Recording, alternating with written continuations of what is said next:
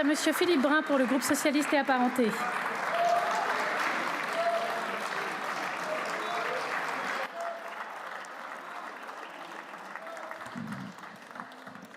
Madame la Présidente, Monsieur le Ministre, Monsieur le Président de la Commission, mes chers collègues, en prenant ici devant vous la parole au nom des socialistes, j'ai en mémoire la phrase de ce grand député socialiste Jean Jaurès. C'est en allant vers la mer que le fleuve reste fidèle à sa rivière. Dans les circonstances terribles que connaît aujourd'hui notre pays, après l'effondrement politique que nous avons vécu le 7 juillet dernier, les socialistes ont eu à cœur, durant cette discussion, de faire preuve d'un esprit de responsabilité et de faire valoir jusqu'au bout les droits du Parlement, la discussion et les compromis afin de donner à la France un budget. Oui, mes chers collègues, la France a besoin d'un budget. Et quel serait finalement le message que nous enverrions au monde si la France, après l'humiliation que nous avons vécue sur les 50 milliards de trous budgétaires que nous connaissons, venait à ne pas avoir de budget au 31 décembre prochain? Fort de ces convictions, nous avons œuvré et discuté dans l'ensemble des instances qui nous sont permises, commission comme hémicycle.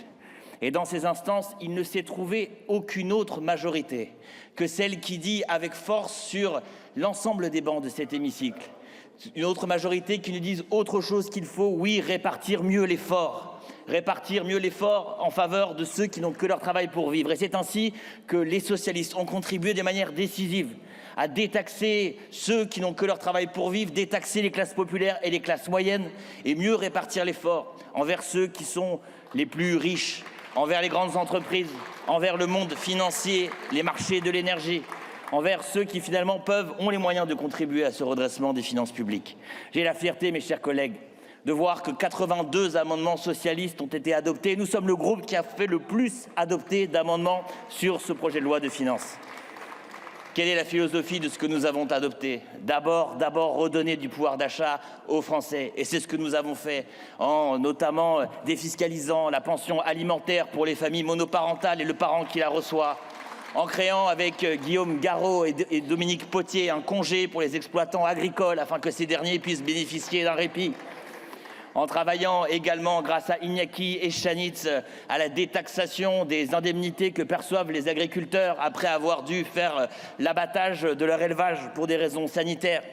Tant d'autres mesures que nous avons mises en place avec Christine Pires-Beaune, le crédit d'impôt pour les résidents en EHPAD afin que tout le monde puisse payer les frais d'EHPAD qui augmentent d'année en année. Le travail également sur le logement mené par Peyo Dufaux et Iñaki Eschanitz qui permettra à davantage de Français de pouvoir bénéficier du prêt à taux zéro pour pouvoir se loger. Car oui, nous croyons à l'accession à la propriété et face aux difficultés de logement que nous connaissons aujourd'hui, il faut relancer la construction. Et face donc à ces baisses de recettes que nous avons créées pour protéger les Français face à l'inflation et aux difficultés économiques, nous avons dans le même temps trouvé des recettes nouvelles. Aucune des recettes que nous proposons ne touche ceux qui travaillent, mais elle touche une infime minorité de contribuables qui peuvent se le permettre. Nous avons ainsi encadré pour la première fois en France la niche tonnage dont bénéficie CMA-CGM. Comment expliquer en effet qu'un grand groupe comme CMA-CGM ne paie que 2% d'impôt sur les sociétés quand une boulangerie en paye 25%. Nous avons aussi travaillé, grâce à Christine Pires-Beaune, à l'adoption de mesures ambitieuses pour lutter contre la fraude. Des mesures qui étaient dans tous les rapports durant des années et qui n'avaient jamais été mises en place et qui ne coûteront pas un point de croissance au pays, qui n'enlèveront pas un point de compétitivité à la France. Avec Boris Vallaud, nous avons également fait adopter un amendement visant à taxer les superdividendes, les rachats d'actions.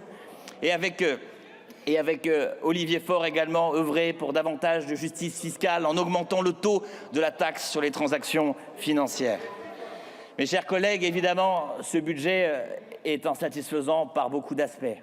Le gouvernement a décidé d'organiser la discussion budgétaire de sorte qu'il y ait à chaque vote une pièce envoyée en l'air qui tombe côté pile ou côté face, selon les présences des uns et des autres, et surtout les absences du socle commun, auquel il manque deux choses. En tant que socle commun, il aurait fallu qu'il y ait un socle et qu'il fût commun. En tout cas, nous voilà face à un budget qui ne comprend pas la contribution à l'Union européenne. Nous le regrettons.